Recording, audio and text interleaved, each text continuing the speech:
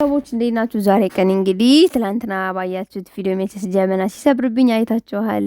ሙለር እና የተሰበረው ጀበና ደግሞ የሳምሪ ነውና ግዴታ ገዝቼ እንደዚህ ማሟሸሽ አለብኝ። እንግዲህ ቤተሰቦቼ ዛሬ ቀን እንዴት አድርጌ እንደማሟሸሽ ጀበና ማሟሸሽ ማትችሉ ካላችሁ ትንሽ ከኔ ተማሩ። ለማንኛውም በዛውም ደግሞ እንግዲህ ቡና ፈላለው ምናምን በስማም አይታችኋል እንዴት እንደሰበረው በጣም ነበር የሚያስደነግጠው።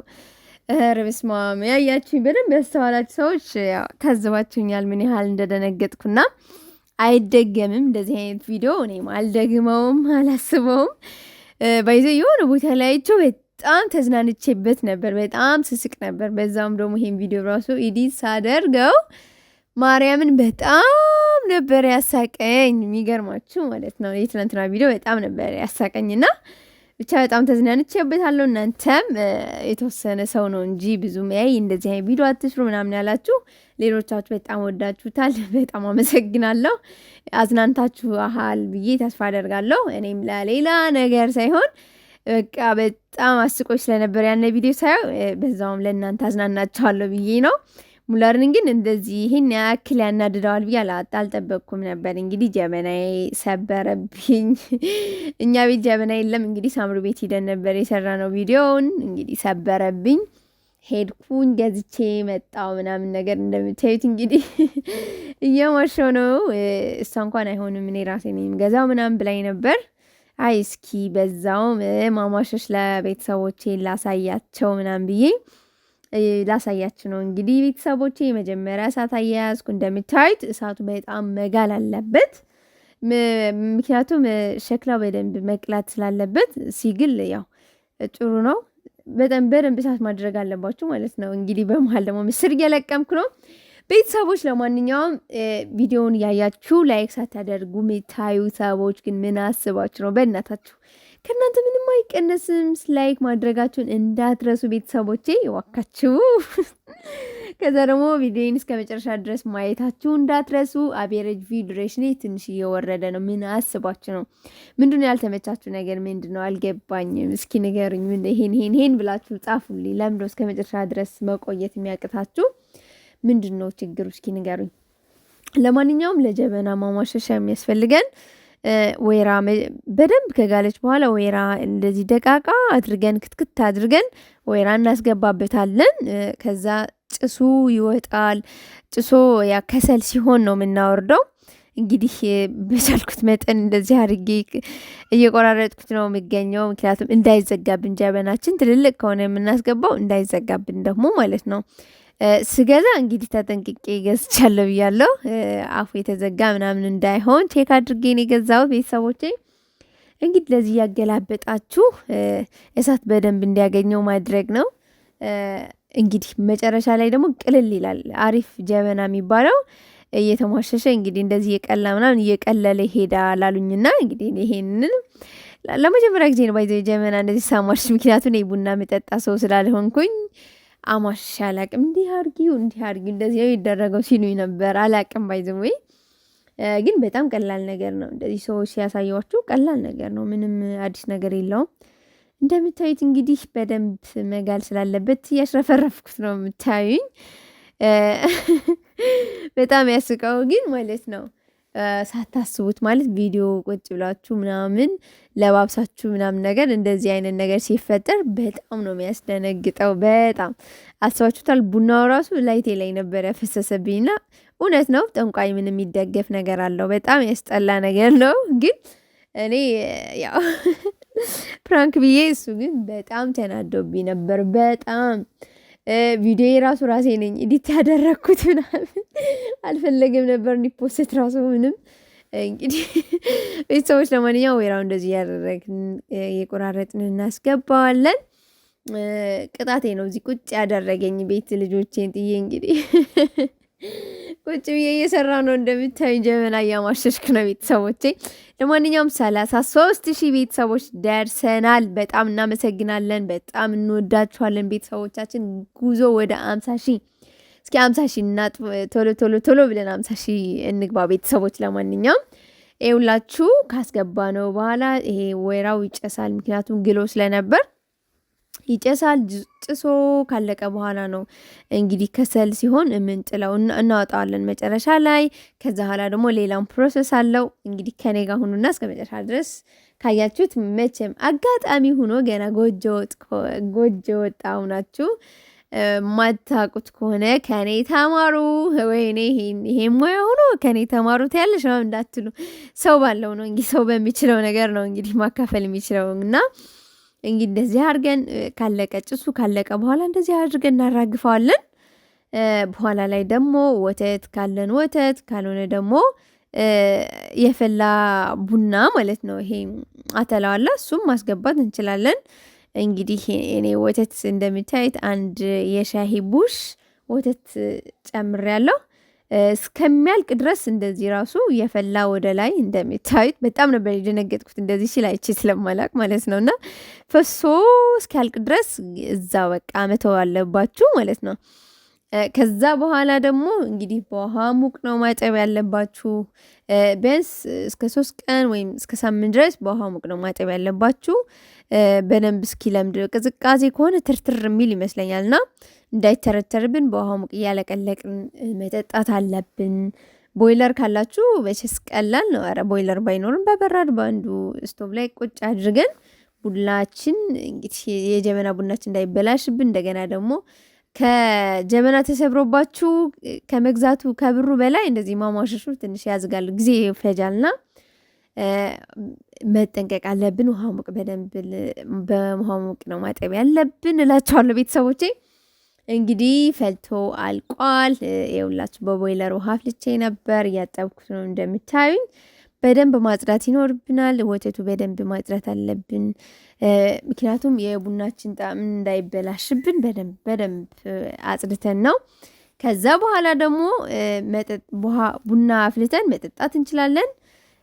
ከዚህ በኋላ ምንም በቃ አለቀ። ጀበና ይሄ የቡና ጀበና ሆነ ማለት ተሟሸሸ ማለት ነውና ቡናችን እናፈላበታለን። ቤተሰቦች ኑ ቡና እንጠጣ እላችኋለሁ።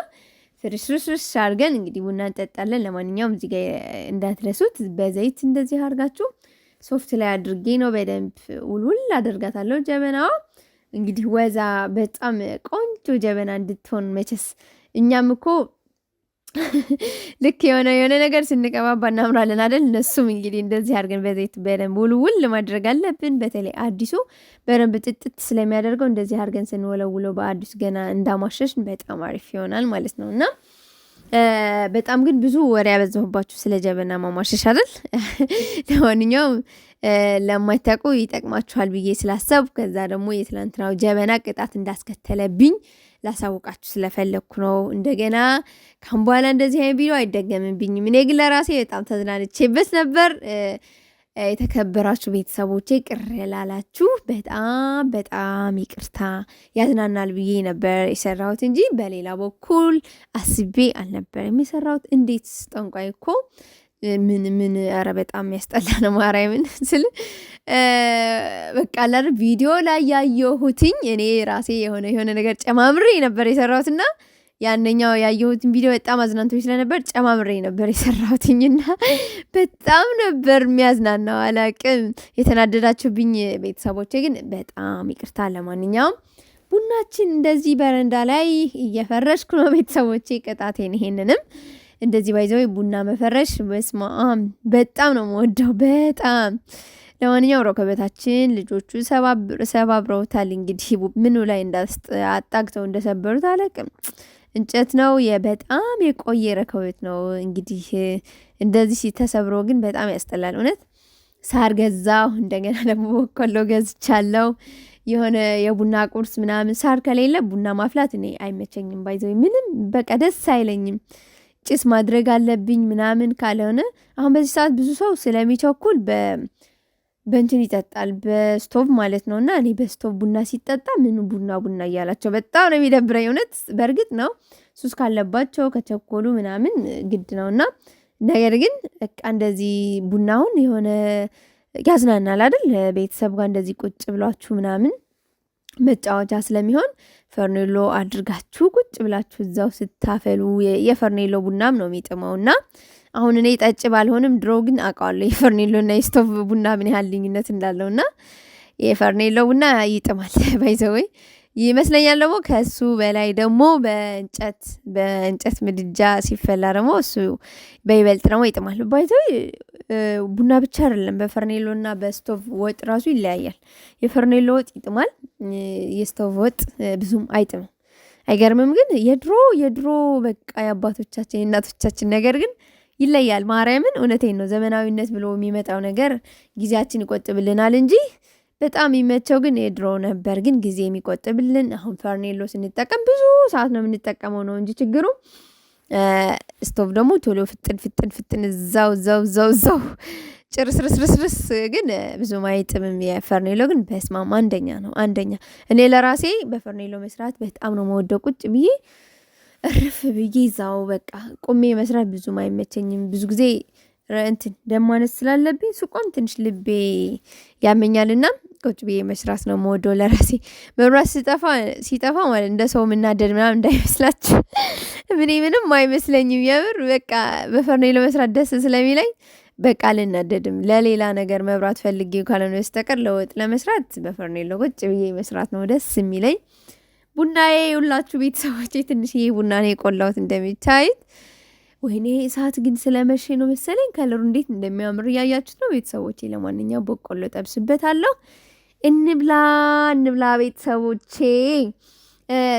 እስኪ የኔ ቤተሰቦች፣ የኔ ደስታ የምትጠባበቁ የኛ በቃ አይደል ትልቅ ደረጃ እንድንደርስ የምትፈልጉ ወንድሞቼ እህቶቼ፣ በእናታችሁ እስኪ በቃ ይችላል 50,000 አስገቡኝና አስደስቱኝ በእናታችሁ። በቃ በጣም በጉጉት እየጠበቅኩ ነው ያለሁትና አስገቡኝ ባካችሁ ነው የምላችሁ። በጣም ቀላል ነገር ነው። ለጓደኞቻችሁ ምናምን ሼር አድርጉልኝ። ብዙ ሰው ጋር እንዲዳረስ ፈልጋለሁ። ላይክ አድርጉ። ላይክ ስታደርጉ ዩቲዩብ ራሱ ብዙ ሰው ጋር እንዲዳረስ ነው የሚያደርገውና ላይክ ማድረጋችሁን እንዳትረሱ። በቃ ለእኔ ለእህታችሁ ትልቅ ጥቅም ነውና ከእናንተ ምንም የሚቀነስ ነገር የለም። እዛ ቁጭ ብላችሁ አይታችሁኝ ተዝናንታችሁ እንደገና ለእኔም ላይክ አድርጋችሁ ኮሜንት ጽፋችሁ ሼር አድርጋችሁ እህታችሁ ደገፋችሁ ማለት ነው። እና በዛውም ደግሞ ቀጣይ እንግዲህ የሴራሚክ ቪዲዮም ሰርቻለሁ። ሌላም አሪፍ ቪዲዮዎች ይዤላችሁ የመጣ ነው ቤተሰቦቼ። በጣም ተወዱታላችሁ ብዬ ተስፋ አደርጋለሁ። ሌላ ደግሞ እንድሰራላችሁ የምትፈልጉት ነገር ካለ ኮሜንት ስር ጻፉልኝ፣ እሰራላችኋለሁ ቤተሰቦቼ። የእንጨት ቤት ባክሽን ምናምን ብላችሁ ብዙ ሰዎች ጠይቃችሁኛል። እያጠያየኩ ነው፣ ዝም አላልኩም ቤተሰቦቼ። ባይዘወይ እንደ ቀላል አላየሁም የእናንተ ጥያቄ። በዛውም ለራሴ ስራ ነው፣ በዛውም ለእናንተ ጠቅማችኋለሁና ዝም አልልም። እሺ ቤተሰቦቼ፣ እስከ መጨረሻ ድረስ እሞክራለሁ። ካገኘው ቀርጬ ምናምን አሳያችኋለሁ ማለት ነው ቤተሰቦቼ። እንግዲህ በቆሎ እየጠበስኩ ነው ቤተሰቦቼ። እንብላ